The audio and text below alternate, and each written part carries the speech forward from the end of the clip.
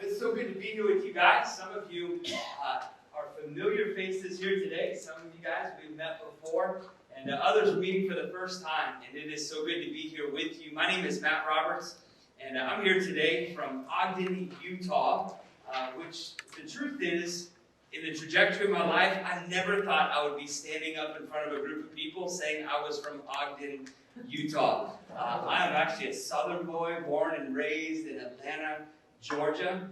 I gave my life to Jesus just before I turned 20 years old, and I really felt that God was calling me to be a pastor to people who had never heard of Him before, to plant churches for people who don't do church. And so after 4 years of Bible college, a couple years in seminary in Denver, Colorado, my wife and I set out to plant a church for people who don't do church. And in our heart, we thought, man, let's go to some of the most unchurched places of our world. And so we dreamed about one coast or the other. Would it be New York or LA? Would it be places like the Northwest in Seattle or Portland where God would call us first to go?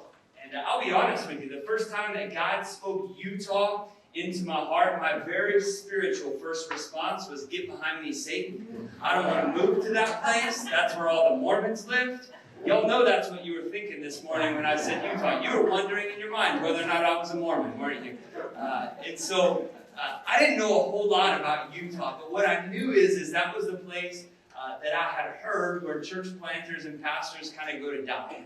And we began to do some reading and research, and I didn't say a whole lot to my wife. To be honest with you, I was afraid to even mention it, and the Holy Spirit did what He has often done in my life over 22 years of marriage, that when the Holy Spirit can't get my attention, He speaks to my wife, and then I can't ignore Him anymore. How many of you fellas know exactly what I'm talking about?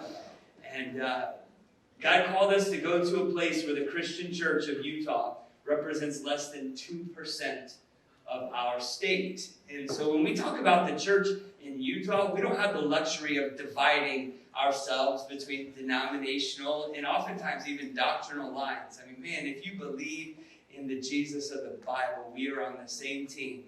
Dave, we're on the same boat, rowing in the same direction. And God has just done a miracle around us, and I won't bore you a whole lot with the story of the Genesis Project. We have given you a book this morning called The God of New Beginnings that I had the privilege of writing with one of our campus pastors in Fort Collins, Colorado, about our journey and our story of church planting. But today, what we really want to talk about with you is what it means to be an embedded church inside of our community. And the first confession that I would like to make is this: we fully understand this truth, that there is no such thing as a one-size-fits-all ministry model. The reality is, if you tried to do ministry here in Ohio the way that we do it in Utah, it wouldn't work. Because God has called you to be as unique as a fingerprint. A once-in-a-lifetime existence here in your community. And so we want to share with you all of the models and the ministries that we have, because how many of you know models come and go?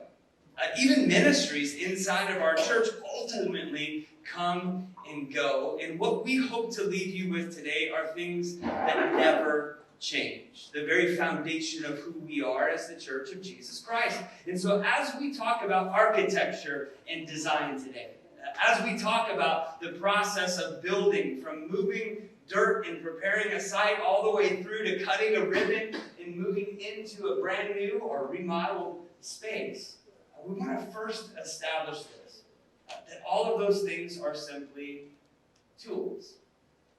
Tools that hopefully will be used often and used well inside of your ministry. But a tool that is not being used is what we would call useless. And so I want to start today by challenging you with this question: is your church an integral part of the community around you? If your church were to close its doors today, would people inside of your community look and mourn its loss? Now, obviously, as pastors, if our church doors closed today, we would have a lot of people to answer to on Sunday morning that showed up to church and couldn't get in. But what about your community governments? What about your county commissioners or your mayor? What about the teacher that's sitting in an overcrowded kindergarten classroom this morning with more kids than she knows what to do with? What about your neighbors down the street? Did you know that for the first time in the history of the United States of America, we live in a post-Christian world? In your community and in my community today, there are more people who have never experienced the love and the grace of Jesus Christ inside of a Christian church than those that have. And the reality is this, that when I drive around or walk around my neighborhood in Utah, I pass about 50 different Mormon ward houses or church buildings every day. And there is never one of those times that I drive or walk past a Mormon ward house and something inside of me says, I'm really curious about what goes on inside of that building. Maybe I'm going to show up and check it out on Sunday. Why? Because it's foreign to me. The truth is, it's pretty intimidating for me. I don't know what goes on behind those closed doors and windows that I can't see through. And the truth is, a majority of the people that live in our communities aren't driving by our church buildings and looking at our church signs and thinking, I wonder what happens in that church. Maybe I'm going to go check it out. Because they have no clue. There's a lot of people living in our communities. The only thing they know about the church is what Hollywood is telling them.